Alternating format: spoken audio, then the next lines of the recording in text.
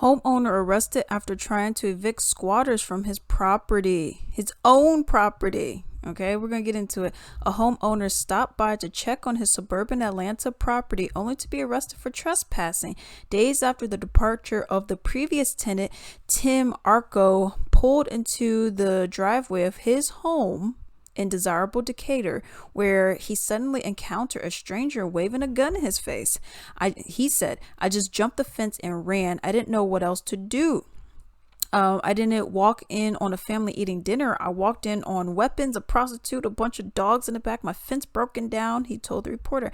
After dialing 911 to report the intrusion, Arco was astonished to find himself being arrested and taken into police custody. Now, this is his property that he rents out.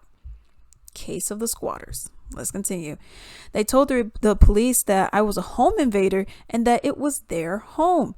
And so I ended up being arrested and detained. So then Arco had been fighting to evict the alleged squatters in court. 6 months later, they are still living in Arco's home. 2 people have died in the residence from overdoses during that time. Code enforcement even cited Arco for not properly maintaining the house he legally cannot access.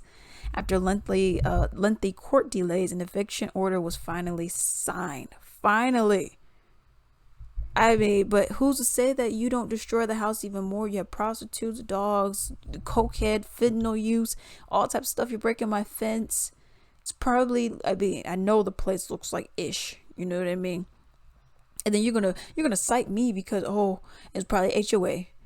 You're gonna cite me because, well, you didn't mow your lawn.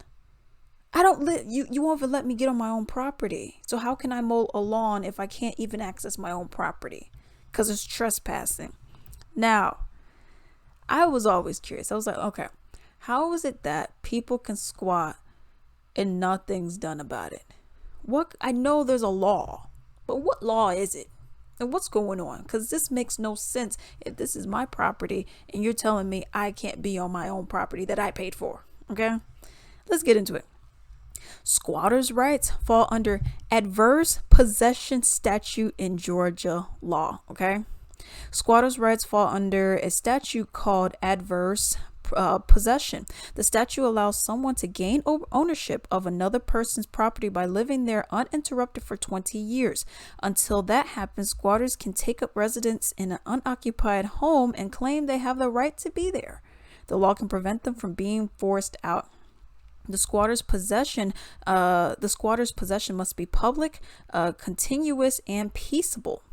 The legal concept of adverse possession varies state to state. Essentially, it facilitates a transfer of property, title, ownership from one person to another if that property is neglected or abandoned. But it wasn't. It wasn't. The tenant was gone. So then they were going to get a new tenant, but they went to check on the stuff.